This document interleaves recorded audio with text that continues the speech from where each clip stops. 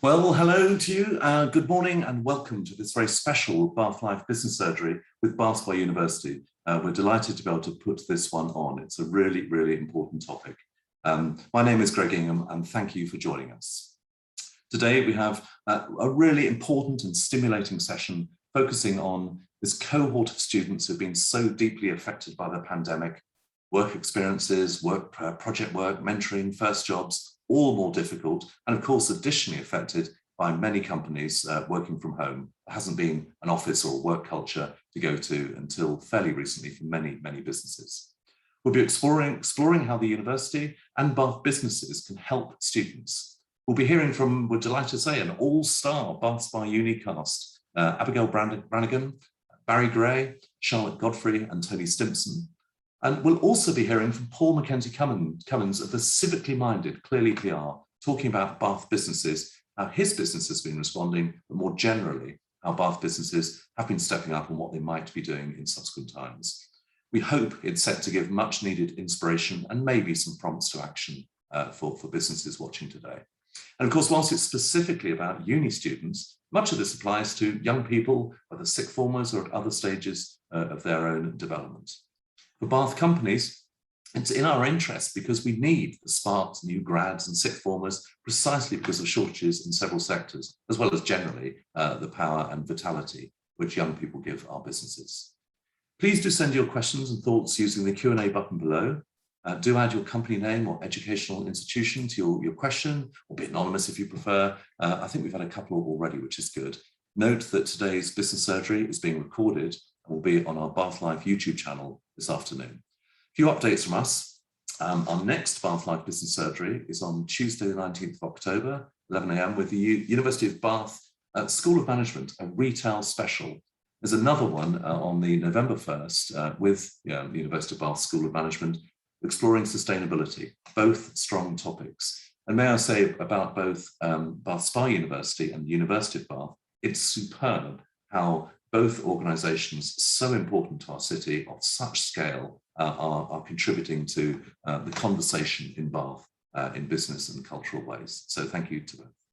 These business surgeries are bespoke deep dive sessions showcasing companies and organisations' expertise through discussion. Please talk to us about how you might be involved. And they're covered editorially in Bath Life and then have enduring value on our Bath Life YouTube channel. Business always begins with a conversation, so perhaps let's talk.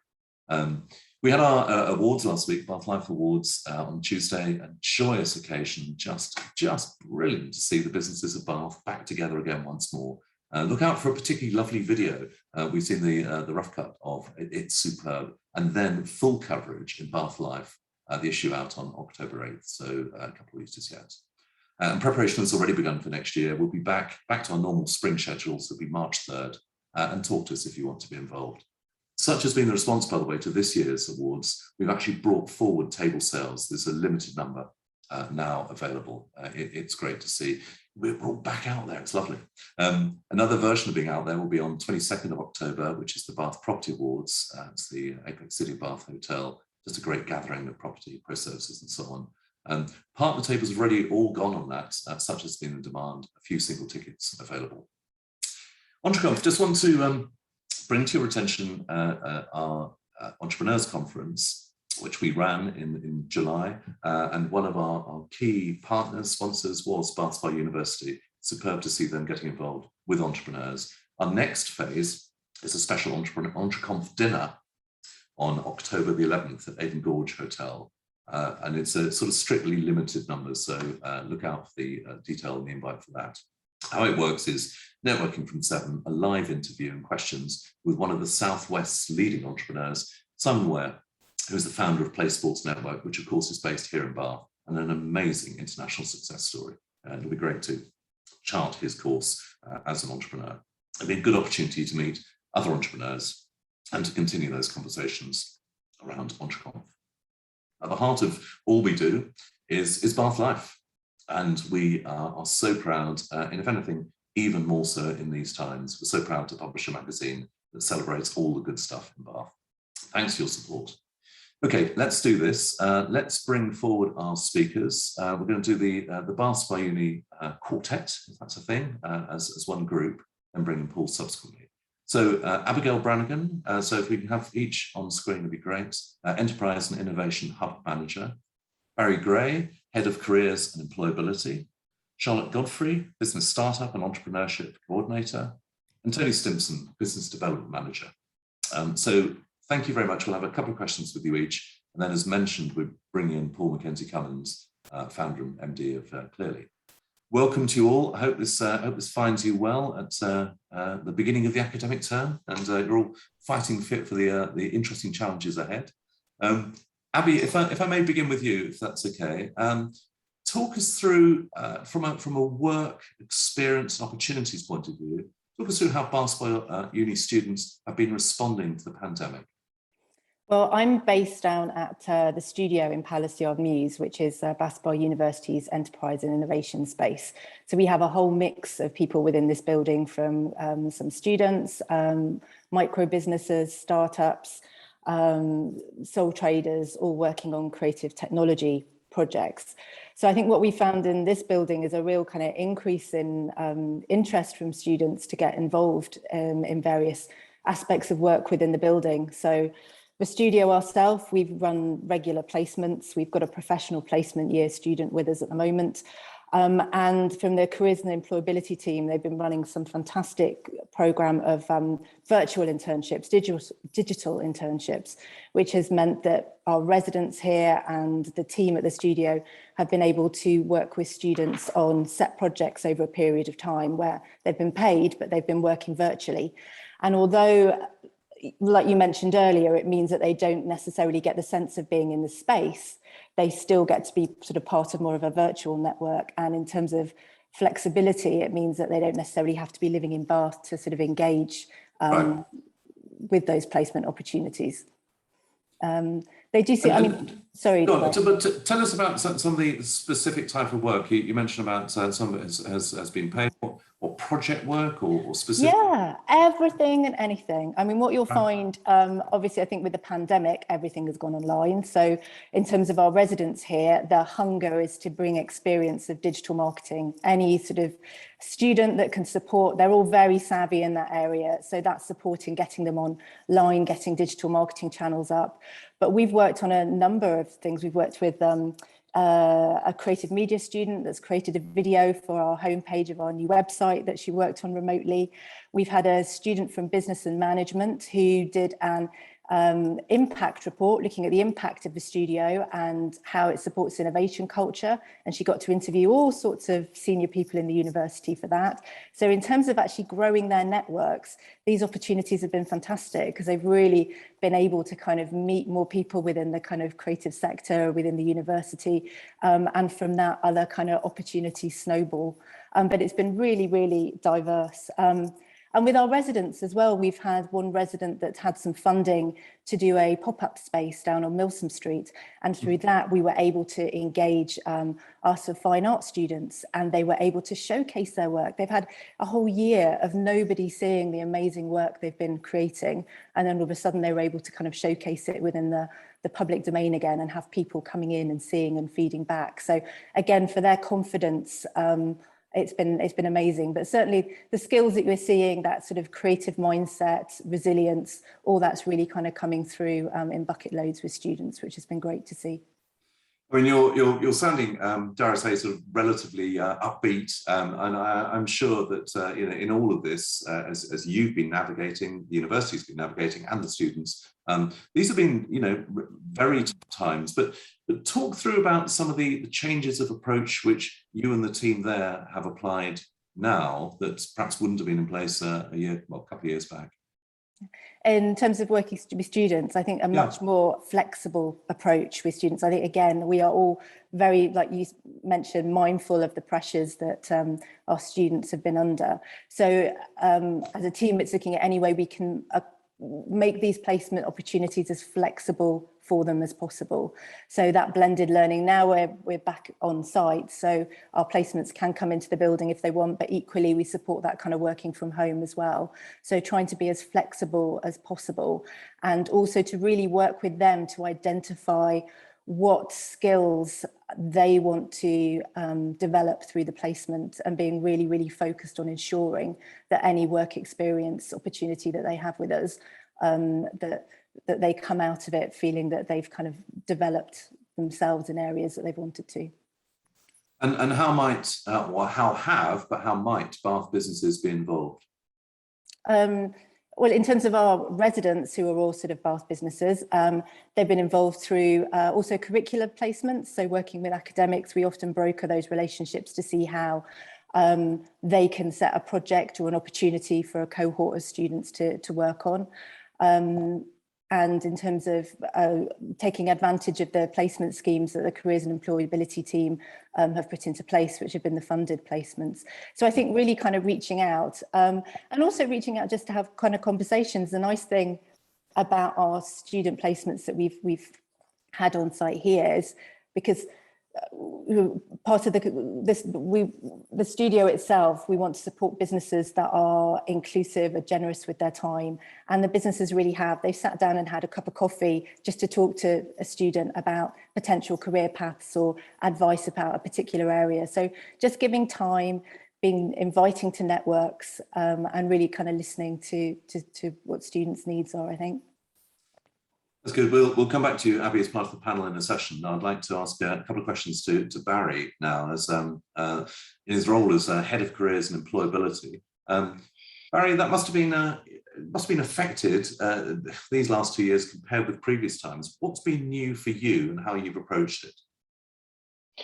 Yeah, I think it's a lot like Abby said. I suppose you go into these things thinking they're going to be short term, and we all expected, kind of 3 weeks working from home, and it'd all just disappear at first. But actually, it's having to suddenly pivot an entire way in which you support and work with students to develop their employability over the course of 2 years, and not just focusing on the differences, but what might they have missed, and what have they done differently, and how could they utilize that to advantage. So it's a bit like Abby had said, that the studio made some great use of our virtual internships, but allowing people to do that kind of work online and brokering those opportunities, and to a certain extent paying for those opportunities so students could earn money.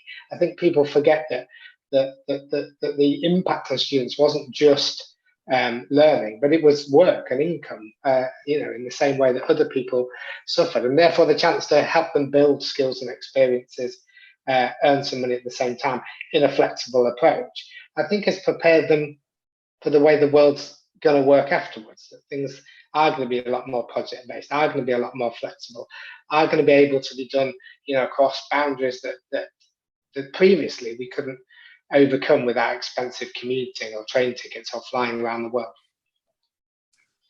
What about additional challenges that students have faced? You mentioned, including, of course, the financial.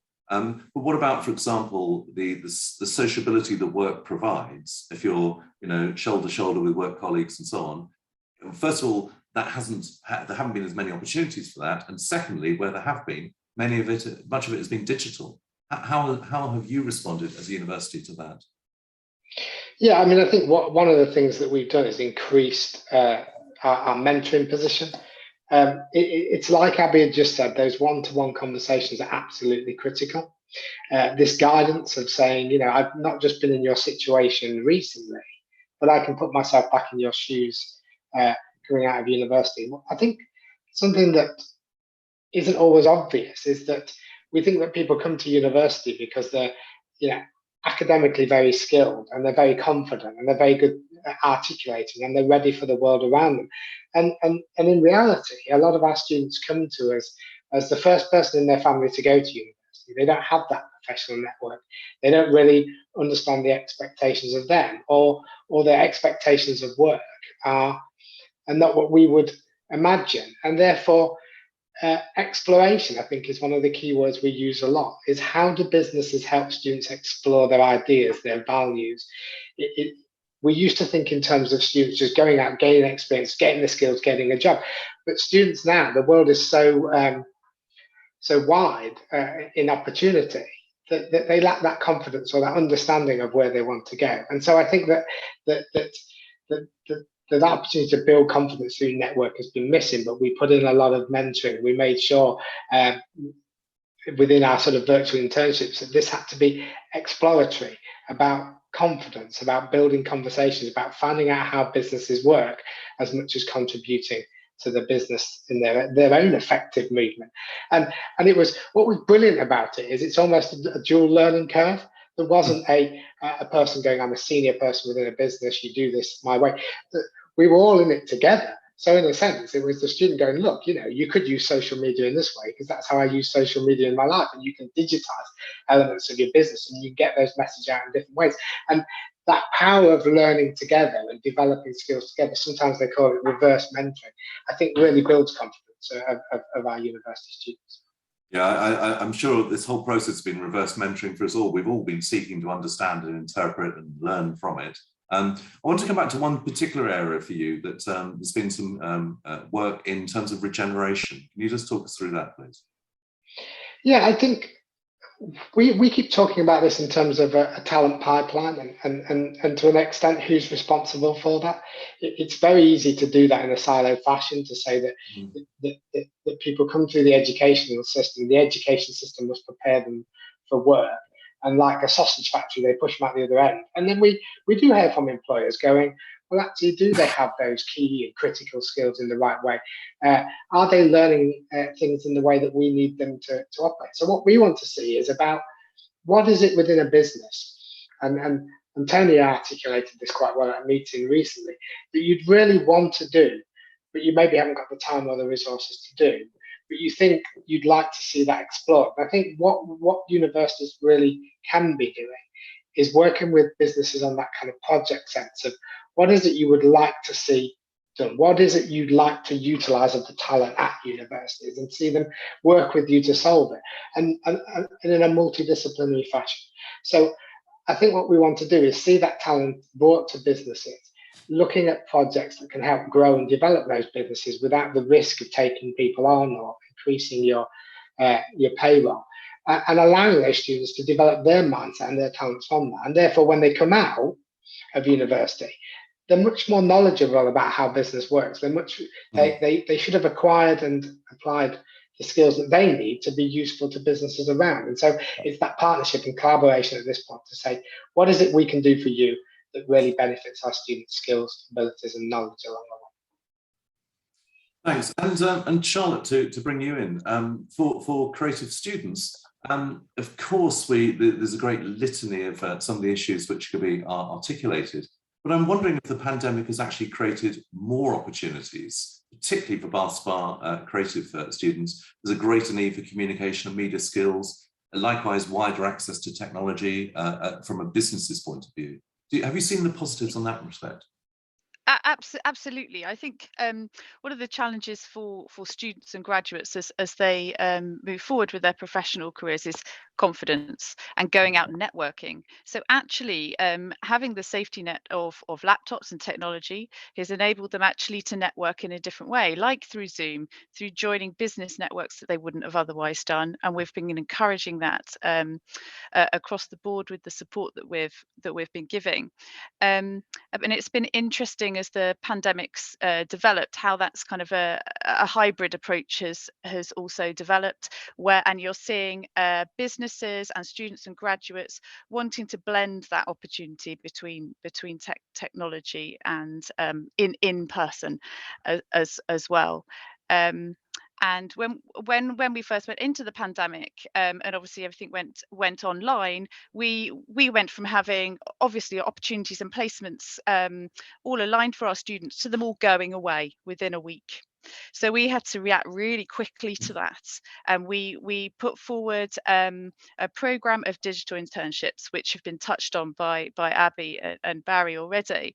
But they literally were a game changer for our students and our graduates, and also the businesses, because we targeted them to support charities, third sector and SMEs. So we were looking about how we could connect our students and our graduates with creative enterprise, support creative enterprise, and kind of embrace creative enterprise across the region and beyond. And it also meant that not all of our opportunities had to be localized. We could look for national opportunities to connect our students and grads for internships across the country, which we hadn't done before. And also for our Workfest career fair events, we're often bound by people coming to us to do an in-person talk. Suddenly, we didn't need to do that anymore, and we still don't need to do that. We can bring people from, well, actually abroad as well, to link in online and deliver a talk to us now, which we just weren't doing before. So they've actually had a greater offer in some ways through the pandemic. Actually had a greater offer. Well, I'm sure that is welcome context given the general perception about the problems this time around. But talk about some of the transitioning from graduation, maybe from graduating in June 20 or this most recent year, graduating from there to fully fledged roles. How has that been progressing? It's been very hard. I mean, everyone, in the creative industries know how difficult it has been across the board, and there's been a lack of support. But certainly, I think we've seen those widen. And also, I think we've seen a more flexible approach develop between businesses and graduates who are more comfortable with the idea of potentially going freelance or self-employed, and even developing their own micro businesses to deliver services to businesses. So I think everyone's become more agile, and I think that will continue to develop. And especially when Tony talks about the restart, and I think that's our next thing that we need to develop really, and gives us the support that students need as they move from student to graduate to a professional practitioner, or within the creative industry that they choose to work in. And I think how we create mindful support that's really meaningful and helps them along like a stepping stone approach. You hold their hand through that and give them the confidence to reach out, find their networks, find the skills that they may be lacking potentially, because you may not develop everything you need to move forward into your desired role within the creative industry. To reach out, to find your network, find your mentors, and that's what we've very much been doing. And actually, we've had really good success as our students have moved forward as graduates into early stage career roles. Good. Thank you for that. Let's bring in Tony. As mentioned, there's ISTART, restart, boot camps, and so on. Can you give us an update on where you're up to, where the university is up to on those, please? And yes, of course. Thank you, Greg, and good morning, everybody. So I'll start with the ISTART project. It's a long-standing programme that Bath Spa University has been working on in collaboration with Bath College, Bath and North East Somerset Council, and also the University of Bath. We've just been through the outline business case submission, and we've received another award of funding to take it through to full business case. That takes us probably through to about 2023. And the concept is one of combining adult learning with research and innovation and also business incubation within the same physical building, in order that we encourage both curated collisions, giving people the opportunity to do things, to gain confidence by doing things, and to gain confidence by making mistakes in a controlled environment as well, and also unplanned collisions. And when I think Andy, my manager, mentioned it when we last spoke, Greg, that when we sat around the sort of metaphoric table, so to speak, we said, well, this is a great idea, but it's an awfully long way away, i.e. 3 or 4 years, and we need to do something now. So we formed the Restart programme, which is, again, an adult upskilling, reskilling, rapid programme. 2 weeks. We didn't know what to expect there. We saw an awful lot of interest around marketing, around entrepreneurship. And as Charlotte says, we're providing support to residents of Bath, but also our own students now as they're forming their businesses and need, sort of business acumen. We've all heard of, struggling actors and musicians and so on and so forth. And that provided an evidence base for us. And it's been fascinating, Greg, because we since we last spoke, we've applied for a number of bids in relation to digital boot camps, and we've been successful with the award of those. Again, they're adult learners. Okay, we started one last Monday in Bath College around digital learning, and they're 3 months in duration, and across. We're running them between now and March 2022. Digital marketing started. We've got others in web development, another in creative computing. Across the three, in 5 or 6 weeks worth of opening the application window, we've received 380 applicants, which has it's been fascinating, a fascinating learning experience for us. And as I say, we've started the first one now. There are 13, 14 adult learners in the college today, just about to start their second week of the digital marketing. And Tony, can you cope with that volume of people, or can you scale up this program to accommodate the interest? So yes and yes is the answer. As part of the bids, Greg, we receive an allocation to recruit people, so program managers, program administrators, as well as tutors. So that allows us to scale.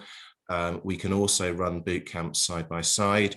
The other really interesting thing that's come from this, and we've spoken a bit about it in terms of the pandemic and the different types of opportunities and expectations that people have in terms of how they receive their learning. Fascinating point, we've seen a number of people come to us who are disillusioned, disenfranchised with their current state of employment. The pandemic's done a lot of things to a lot of people, and it's caused a rethinking, a reevaluation. And it's been clear to us that there is a demand for online delivery outside of normal business hours, so weekends, evenings. And so we're being presented with opportunities to scale that we wouldn't have otherwise have realized going into the pandemic, by virtue of just learning different scenarios, situations that people find themselves in. Yeah, I mean, that's fascinating. I mean, we've had a couple of questions in this area as well about how companies can get involved. It's quite clear that this has been the biggest, most profound disruptive jolt that any of us have experienced, and it does make you see the world differently as a result. Thank you, Tony, for that. I'll come back to you with some more questions in a sec. I notice that time is running on. Let's bring in Paul from Clearly PR. Morning, Paul. Morning. You well? Very well, thank you. Yes. You're here as you, it's a bit conceptual, but you're also here as sort of an exemplar or representative of other Bath businesses, particularly the creative sector. I wanted to put a counterpoint to you, really. We've heard an awful lot about how businesses are involved and the importance of students and so on. Paul, does it really matter that Bath businesses get involved? Won't you just always find the best candidates anyway? Yes, it matters, and no, you won't find the best candidates anyway. I think the reality is it's very different to how recruitment of graduate talent was even just a handful of years ago. The reality is, and this is what we're seeing within the creative industries, the reality is there are still far too many businesses who are favouring proven talent over potential talent, which you get in the form of a newly qualified graduate. Could you just explain the difference between the two? Yeah, so basically proven talent, so generally looking at research I've just seen this morning as well, the majority are, so we did some market research ourselves, and we surveyed 230 creative agency leaders, and they're covering the whole span of marketing, PR agencies, advertising, publishing, media, tech, that sort of thing. And we wanted to find out what are your hiring intentions, but also what schemes are you going to be providing for undergraduates so they can gain some valuable experience before they graduate, and what are you going to be doing once they do graduate? How many graduate schemes are you going to be operating?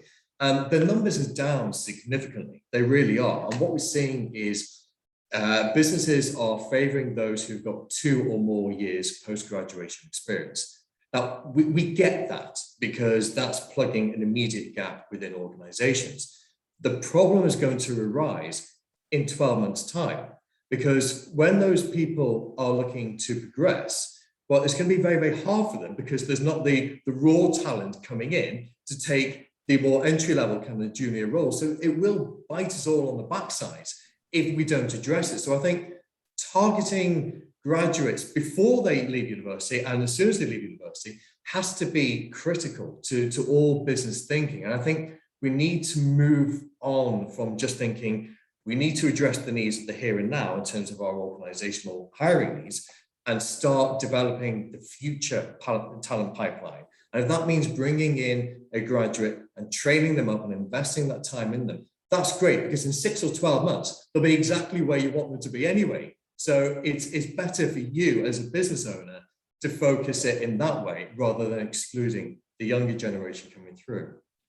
I mean, it may well be that for many businesses, focusing on the very, very near term is exactly what's been right in the last 18 months. It's a form of survivalism, and that the near term get through it. And maybe, this sort of chimes with your point, maybe now is the opportunity to think, well, actually, no, I've got to start thinking much, much more midterm than that. Specifically now, where I've got growth potential and thereby talent need for 12, 18 months from here. So that plays that point. We just one point I was going to mention as well. We will be very much rekindling Creative Bath during this autumn, and the role that it can play specifically with Bath by Uni has been such a strong proponent. Can I bring in our good friend anonymous attendee who asks, are there any funding schemes available for businesses wishing to take on Bath Spa University intern/apprenticeships? Shall I answer that? It's my budget, so probably, yeah, the answer is yes. It's probably complicated to go into all of them, but it ranges from, say, for something like a 12-week in-house placement to pay about half the salary, to some, in cases, fully funded opportunities. So we would, and particularly around that project side of things. So, if an organisation, particularly those in the third sector SMEs that Charlotte mentioned, are looking for somebody to work on something, and you can collaborate on this as well. It's not just company specific. Then, in that sense, we pay the students directly, so you get to choose them with us, but they're almost interns of Bath Spa, so we call them digital interns or project interns, and they will work on a project for you, and we will pay them to do that because we feel that they should understand the value of their work to earning money. Yeah, very much. It would be really helpful, if possible, to have a digest, and I appreciate there's multiple different schemes, but a digest of the key schemes, which we will then promote through Bath Life and also through Creative Bath to help spread the word out there. So if I could pass that back to you, not just you, Barry, but the team, it'd be really good to have that. It'd be useful indeed. I've got a question here also from anonymous attendee. How do you match students to placement opportunities? Do you wait for students to apply themselves? And how do you select if there are more students volunteering for an opportunity than places available? How does that process work? Again, as I'm unmuted, I'll answer. It's similar to work. We don't necessarily place students directly, although we are open to courses working, directly with employers to say, right, let's place students. But they need to get that experience of applying for jobs, so they apply. Together we look at whether they match the skills and the needs that you have. The only thing we ask is the ones that don't, that companies give them good feedback to say, look, this is how you could have got your point across, this is how you articulate, this is some of the experience you need, and this is how you could get it. But it's similar to any job application. And the digital internship, we got somewhere where there were a lot of candidates. There were 30, 40 plus for an internship. So it needs to be that competitive process. And to you, Paul, both specifically for Clearly, but what you've also seen elsewhere with other businesses, maybe from your research, what is Clearly doing differently now, given these times, than previously? Quite a few things, I think. The research was phenomenal, and what we also found as well when we asked agencies what their future hiring intentions are, 67-68% are currently hiring. But like I say, a lot of them are favouring the side of the proven over the potential talent. But frustratingly for us, there was an alarming stat that we found only 1 in 4 creative agencies are going to be doing graduate schemes and internships at the same levels as what they did pre-pandemic.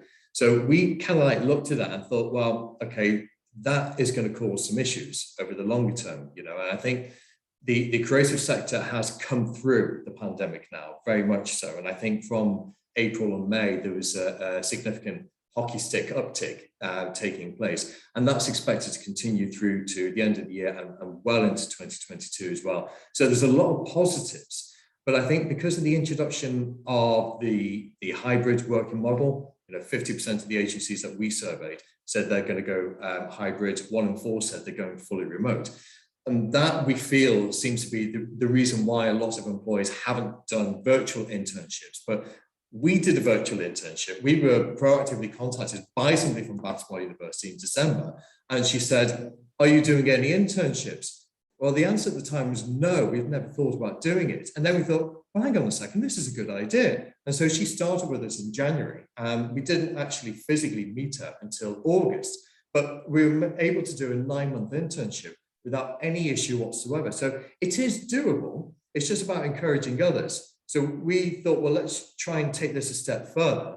And then a couple of months ago, we started working on an initiative which is formally being launched at the end of this week, whereby we've called it the Southwest Creative Collective.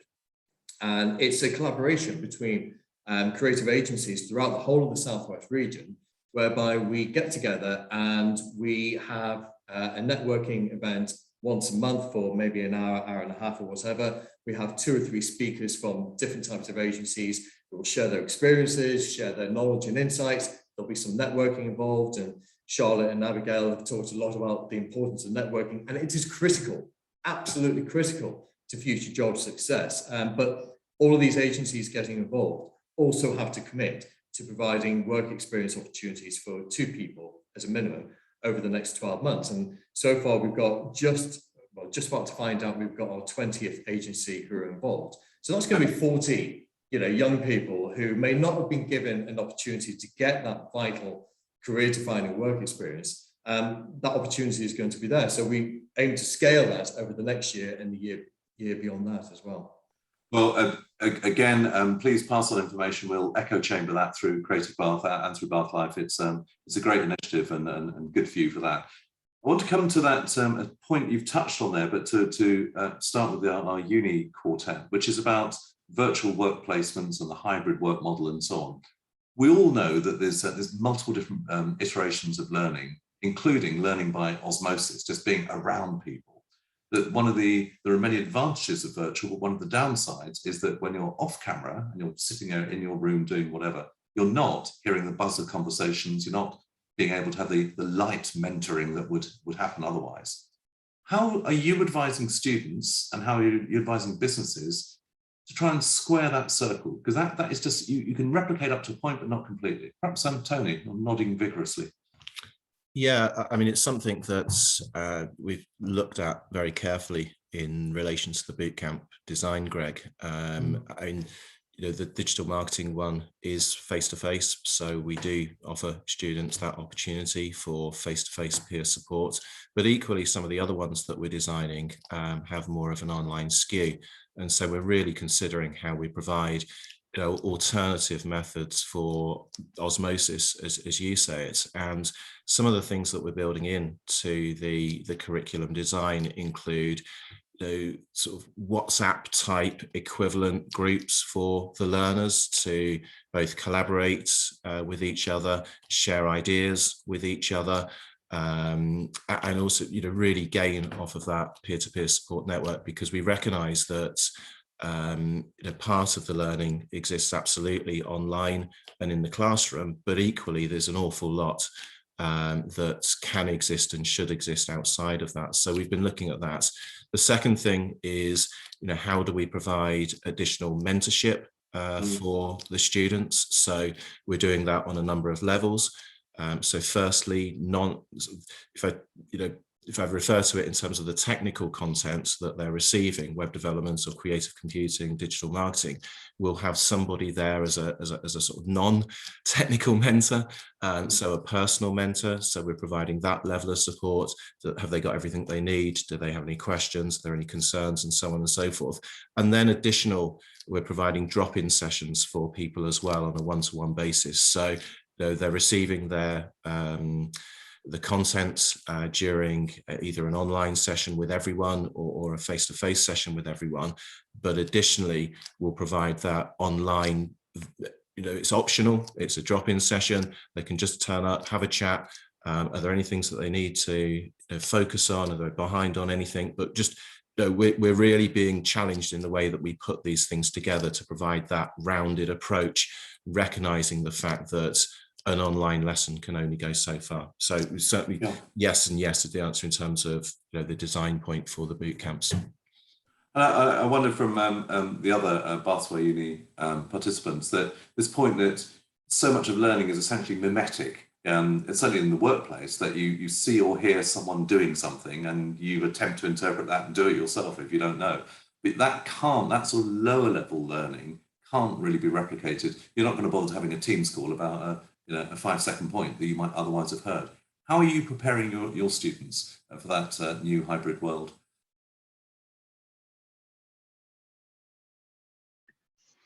It's a tricky question, isn't it? I mean, I think you've hit the nail on the head a little bit, Greg, that there isn't really an easy way around that. And I think that's probably why we have seen increasing numbers of people coming back into the office and back into work. I mean, I think that we encourage our students, because at the very early stages is to ask, and that's the thing about confidence: be brave enough to ask the question, to be specifically honest about the things that you do and don't know. But I think that until technology races to catch up, there is very little way to have that kind of incidental collisions. And I think that's why, without speaking for Tony, that the ISTART thing is still about infrastructure. It's still about a place of work as well. And so I think what we've got to do is think about utilization of space and how people use that together, and places that students can come and not just work for companies, but be in the same space as companies to undertake the work that they're doing and have those accidental collisions, those incidental quick mentoring. I really think that there will be a hybrid, but let's make the in-person thing as sustainable and as purposeful as it needs to be. So let's not pretend that we can do it any other way, but let's manage it the best way possible. And Charlotte or Abby, as well as the slightly more formal aspects of learning in work, there's the cultural aspects as well. Again, how are you're preparing your students and your graduates really for that hybrid world where the culture will not quite be the same. It can't be replicated in quite the same way. Yeah, I mean, certainly with the project that I've been specifically working on with graduates around creative practice has been around placemaking and the importance of that. As things were shutting down, we moved forward with actually still creating a physical space for our graduates to come together, knowing that this would be a problem afterwards, even though the world would look really different and it would be in a hybrid environment. There's still a need and a hunger for our graduates to share experiences, share challenges, come into our studio space that I'm in now, which is our graduate space, and say, this isn't going well, or oh, this happened today, or I met someone else. And those conversations keep you going. They build resilience and they build the network. But also it gets our graduates to realize when they need that physicality and that connection, and then maybe where a hybrid approach for even building their own businesses potentially, which we're working on here, could be a really flexible approach and a low cost approach for them to take their ideas forward. Yeah. Yeah, and it's very much the same in this space as well, in that, like Charlotte, we've got a physical space in the building. So we have a spreadsheet so people can see who's in on a weekly basis. And if people want to work from home, they can. If they feel the need to come in and have a conversation, they can. We started developing sort of social events off site now. We had our first social one down at the Bath Brew House, which was really, really well attended.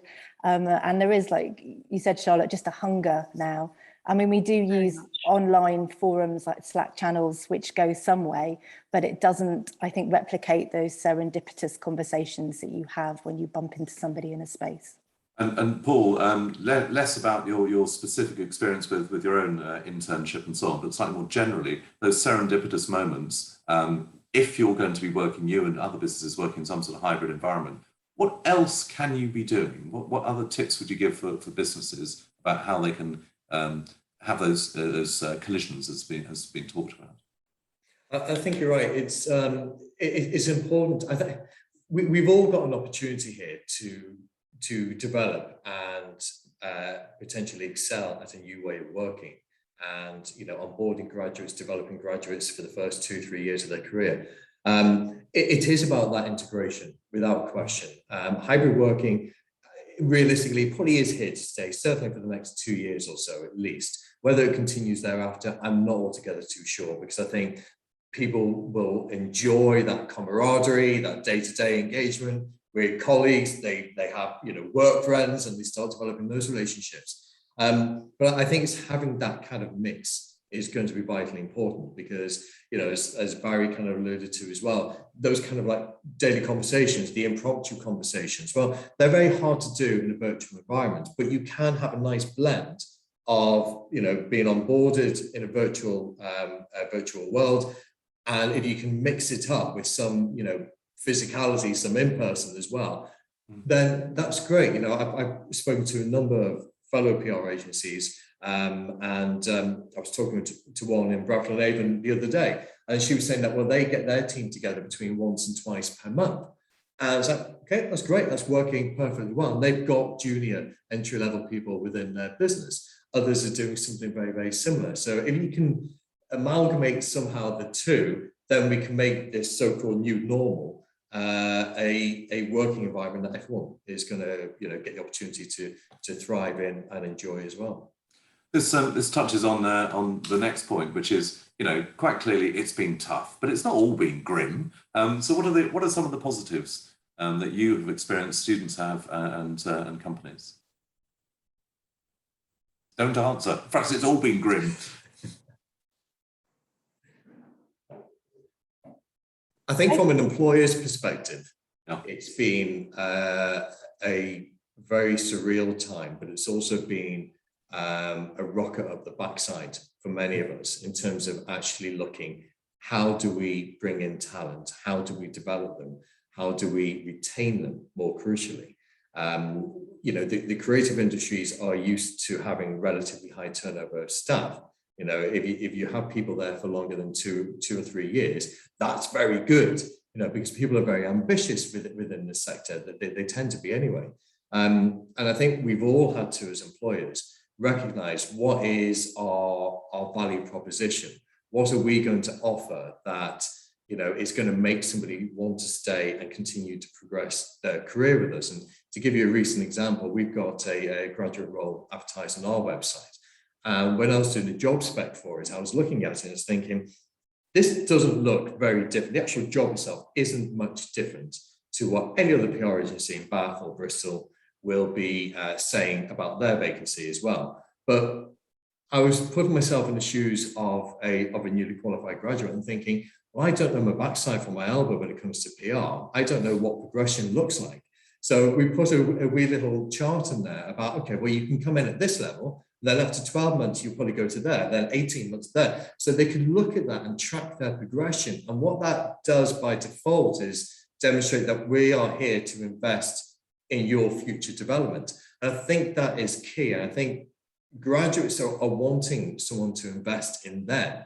And I think employers are now cottoning on to the fact that they really do need to demonstrate that they want to not just pay lip service to it, but really demonstrate that they want to invest in young people over the long term. Yeah. Tony, what about some of the positives, despite all the negatives there are out there? I think it's not changed anything. It's just accelerated everything, Greg, and it's forced a rethink in terms of how we deliver teaching to accommodate the needs of our students. This sort of notion that 3 years of higher education suits everyone's really being challenged. I think when I was at university, I genuinely didn't know what career I wanted. I think there's a stat that says people can change careers now up to 7 times during their work tenure. So what it's forced is this short, blended, stackable, hop on, hop off provision of learning as we're developing for ISTART, as we've got in place via the digital bootcamps. And that provides an opportunity for people because a 3-year course that's X amount of pounds, adults have commitments that they just can't give up work and change careers, whereas these short, stackable, hop on, hop off courses that lead to pathways to somewhere really provide people with that new opportunity and probably explains the level of uptake that we're seeing at the moment. So it's in different ways, it's been a shake-up for us all, one iteration of which is precisely the take-up of those courses and programmes. But what about Abby, Charlotte or Barrie, some of the other positives from this time? I think from my thoughts, really, I mean, higher education is a big beast. It moves slowly, so it's enabled so much change to happen in a really short space of time, which is really exciting. And I think in the longer term, it's going to give students and graduates more opportunities for more experiential working with businesses outside.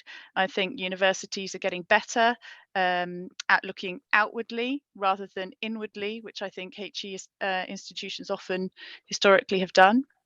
And I think it will bring about some more exciting opportunities, especially as we look more around social value rather than just instant economic figures and how much income generation is coming around. And Bath Spa is very much a civic university and looking for that social value, really. And I think that cohesion could be really exciting for the creative industries and the culture within the city and region. By that, Abby and Barrie? I was going to say on a positive, obviously, we were due to launch this space in March 2020, a physical building, a building providing physical space for people. Yet we've seen now our applications are really, really on the uprise. People are wanting to get back into those blended spaces again, which is fantastic. There are, like Charlotte said, more and more businesses that are coming through that are more purpose-led, that are socially driven, which I think all leading to positive change. And I think as well, I've seen a huge generosity of spirit and time over the last year. And I'm always sort of overwhelmed by the amount of time, particularly businesses across Bath have been giving to support our businesses and students within the studio. So that's been a real positive. Yeah. Barrie? Yeah, I think it's there is things that come out of that kind of adversity, and I think students particularly have struggled with access to each other and access to certain types of learning. But I think when they look back, they will realise the extent of the skills that they've gained, and it does. I would echo what Abby said about generosity. The difficulty is when you put on these kind of things where you want people to network.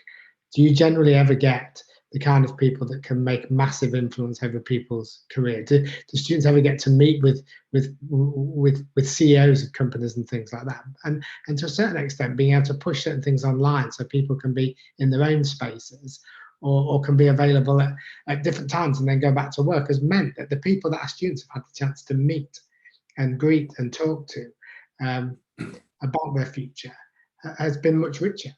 And so I think that it allows busy people to squeeze time into their day to meet with future talent. And I think that's something that we look forward to continuing, is making sure that we can connect those through this virtual environment at the very least.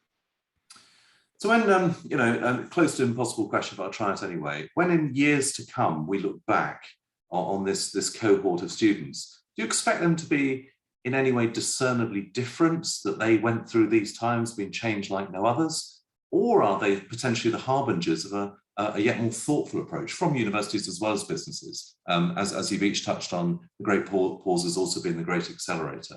Will this group be changed forever and recognisably so? I would say so. I would think it's because, you think about the graduate cohort who left university any time between 2013 and 2018. They entered an economy that was growing faster than at any pace for 30 or 40 years. Jobs were aplenty and starting salaries were rising quite rapidly, particularly in my industry, in the PR industry. And I think what this cohort that we have now, because of their experience, I think it's taught them a huge amount of resilience. I think it's taught them to be a lot more proactive than my generation was back in the 90s.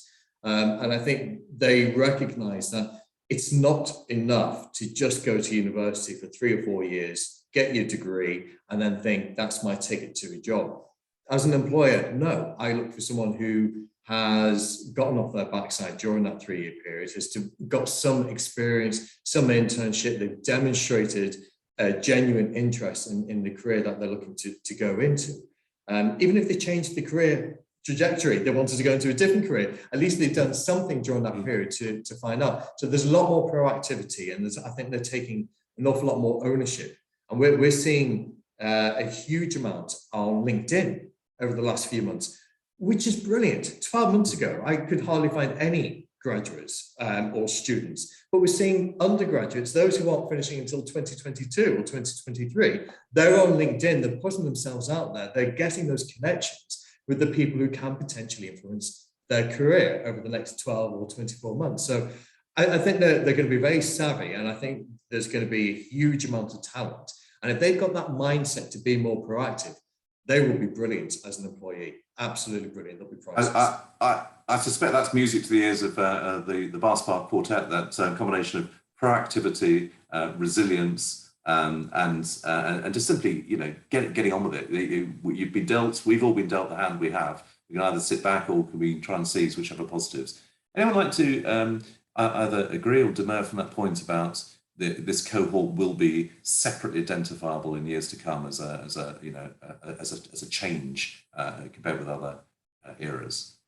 I'd agree with Paul, but the only thing I would say is I'm not sure the extent to which they will realise that, because I think the world will continue moving at pace, and I think there will be other things that come along. And before we went into this, we were all talking about things like Brexit. I think that they will come out the other side knowing that they went through education during a global pandemic, but I'm not sure it will seem out of step and abnormal to them, and they will carry on as though that's what everybody went through and everybody's had the same experience and I'm no different. And I think some of our job is to help them reflect on that, and because I think what Paul just articulated, I'm not sure every student would realise that. And I think it's our job, not just as people within universities, but the people on here, employers, people in society, to get around these people and say, you're not a lost generation, you're a generation with a different set of skills and abilities, ready for a modern world, and we're going to help you find your path in that world. Yeah, maybe more resilient, as Paul has intimated. We're out of time, but I've got one last question for you each, which is, it's partly a personal question, really. It's this. If this had been you in education at 16, 18, 21 in these times, how would you have responded? So, it's been touched on the networking, Greg, and maximise the opportunities that reside within the various networks within your locality, but also virtually as well, would be the first thing. I know that's been covered previously, but the second thing would be, there are a vast amount of people out there willing to help, ranging from the local authorities, employers, the universities, look at the opportunities that exist and take advantage of the opportunities. But Tony, to put it back to you, what would you have been like had you been this age now? How do you think you'd have been, you know, facing this? You can hear all these things people are talking about. What would it have been like for you personally? Very difficult, Greg. You know, going from a situation where everything shut down in front of you. And I think, you know, to go back to that point, I would have been looking at those support networks and which support networks could I leverage to, you know, provide a pathway to the other side of this. Abby, how might you have responded? I think I'd have probably fallen to pieces, to be honest. I don't think I'd have handled it very well at all. Not. I know, but also I was quite an introvert. So I think probably one of the things for me, I would have quite liked the fact that you could, like Charlotte mentioned, you can always attend all these networking events, but you almost do it slightly in a safe space. So I probably would have taken advantage of being able to go to far more events than I normally would have done, but slightly in disguise, probably. But sorry. I guess you could have been off camera in a way that you're probably not there if it's physical. Yeah, absolutely. That's interesting. Well, I'll come to a concluding point on that. How about you, Charlotte? Yeah, you in these times. You know. Yeah, interesting. If it was me, I think I would have, similar to Abby, just gone into blind panic to start with. But actually, I think it wouldn't have taken me long to understand the opportunity of having more time. I think at that point in my life, I think I was rushing forward with trying to get my first creative role and get that opportunity and start my career. But actually, it would have given me opportunity to slow and actually create more content and yeah, make more for myself really and develop my creative practice. So I think it would have been of benefit in the longer term to me, but in the shorter term, I think it really would have affected my, you know, mindset and well-being. Yeah, Barrie, imagine it yourself those years back.